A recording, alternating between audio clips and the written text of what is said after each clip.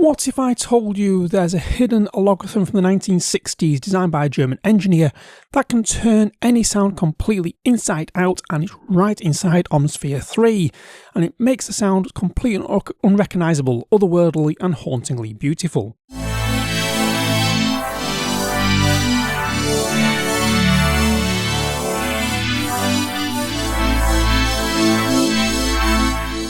This is Omnisphere 3's dual frequency shifter, and what you're about to hear will change how you think about sound design, maybe for a little while, maybe forever.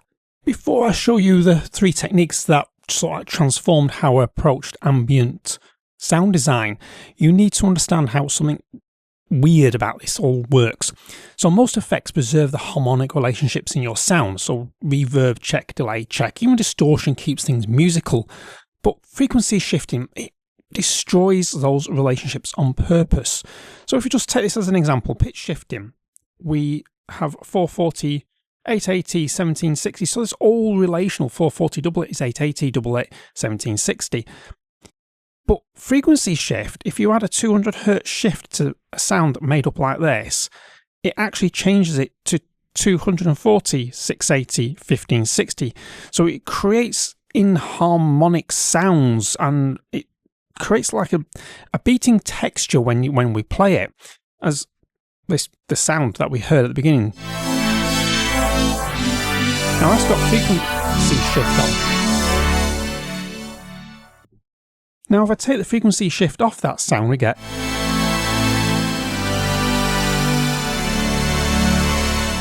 we lose that beating texture feel, but there's so much more to frequency shifting. Okay, here's what's actually happening under the hood, and I promise this will not take long. Every sound has a fundamental frequency, let's say 100 Hz, 200 Hz, 300 Hz. It's nice musical relationships, and as we said earlier, frequency shifter doesn't multiply these, it adds a fixed amount to each one.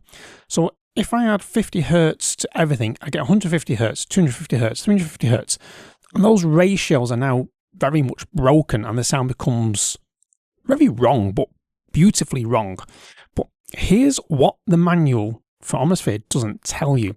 With two frequency shifters, you can run them in parallel or series, and feeding A into B, which means you can create movement and modulation that's literally impossible with any other effect. And this is what we've got here. We've got A here moving into B in a serial, so it goes A into B and then out the other end.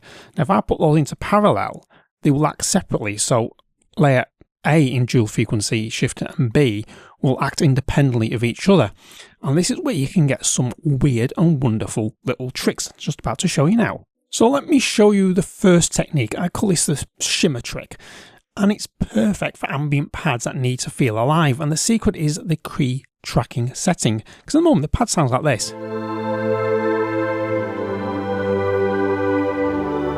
Nothing special, but what I'm going to do now is I'm going to activate frequency shifter, okay, and in A I'm just going to set it just to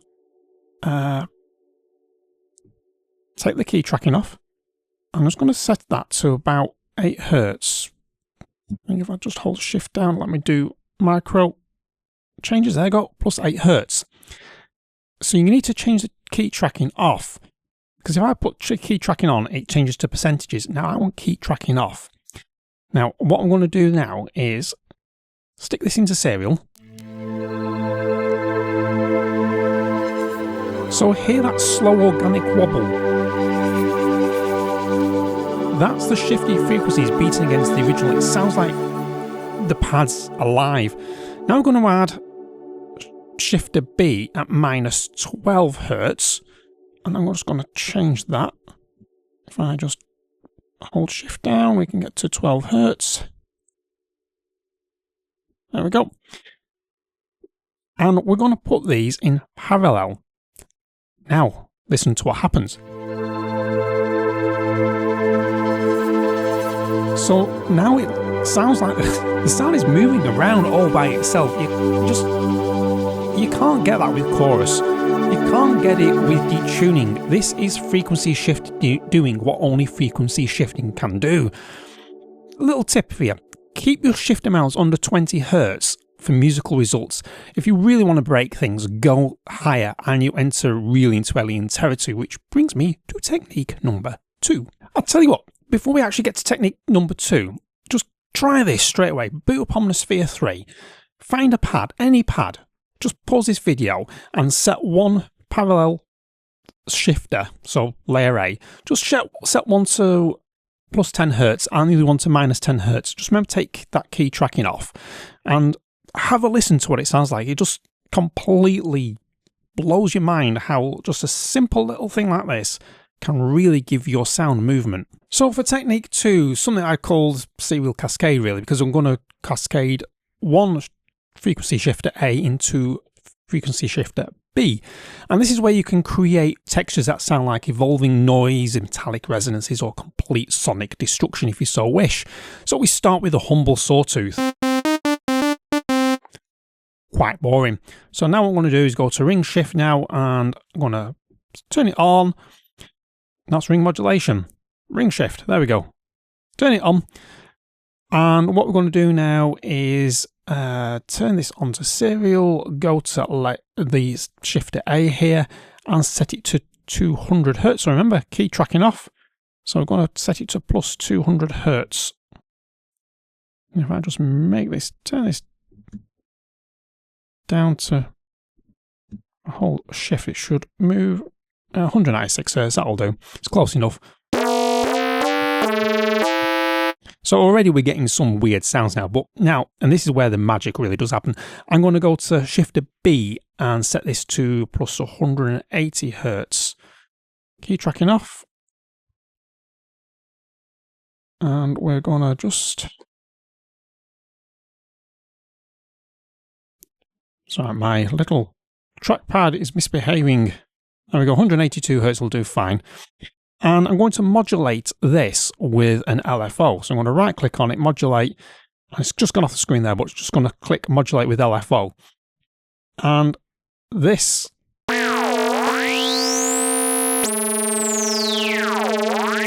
is very odd, but really good for alien type effects. So what you're hearing is cascading in harmonics. Each shifter is breaking the harmonics, then the second shifter is breaking them again, and the modulation is constantly changing this relationship because I've got this LFO attached to frequency here. And there's one more thing you can do with the mix controls that completely really just change things a bit. So by adjusting the mix on each shifter, you're blending the destroyed signal with the original. At 100% mix, it's just full chaos. At 20%, it's subtle, almost subliminally wrongness that adds, well, character without overwhelming your sound. So I'm just going to move those down.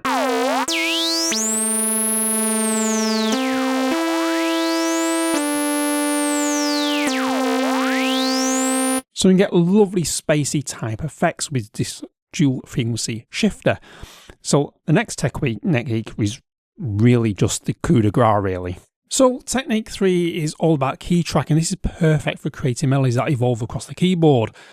When the key tracking is on, as it is here, the frequency shift scales with the note you're going to play. So instead of adding a fixed number of hertz to every note, it adds a percentage of that note's frequency.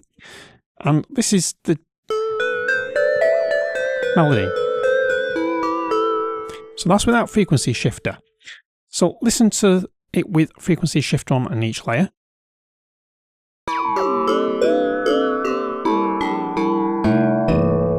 So every note is now getting shifted by the same amount. So higher notes sound less affected.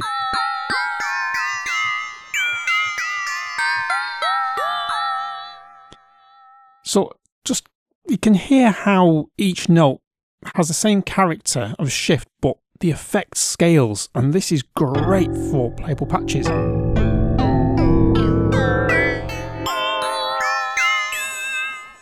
So let's turn frequency shifter off again. So you get the idea.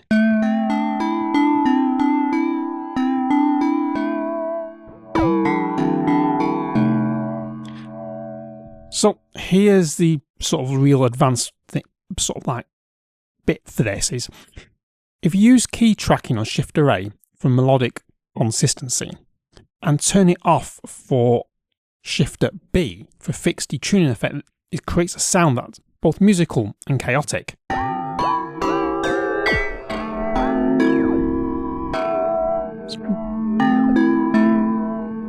Remember, play with the mix, and you can get something that's like having a stable melody floating on top of an unstable melody, shifting sort of like around, and it's perfect for our ambient music that we're going to be creating.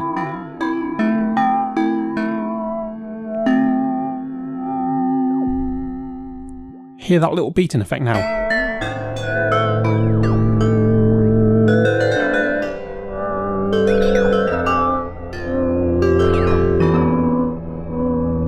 Now if I turn that off,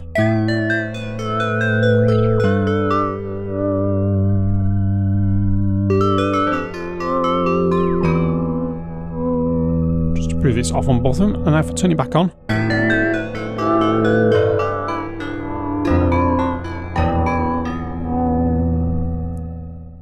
okay, one last thing before I let you go, and this is the tip that I'm going to use going forward in a lot of my sound designs.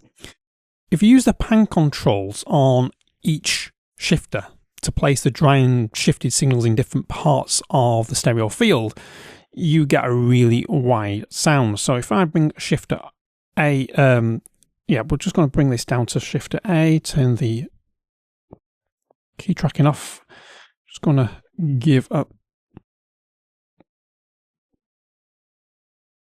a little bit, like we said before, 10 hertz on that side, 4 on this side. So we get that nice little chorusing effect that we did earlier on. Now what we can do is, if you put headphones on, this really goes somewhere. So it creates this immersive three-dimensional space where the sound is moving around your head. It's a weird feeling when you first hear it, and just this simple pad with dual frequency shifting, touch of reverb in the background, and there's nothing else, it's just absolute. So this is, I'll just take frequency shifter off.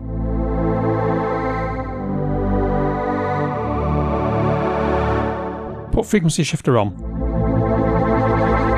Get that burbling sound. Beautiful.